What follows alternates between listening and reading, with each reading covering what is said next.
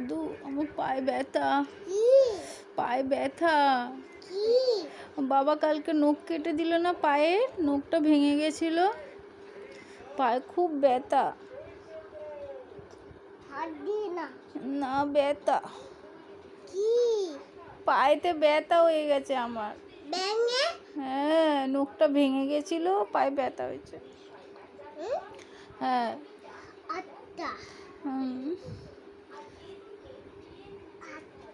কোথায় যাচ্ছ?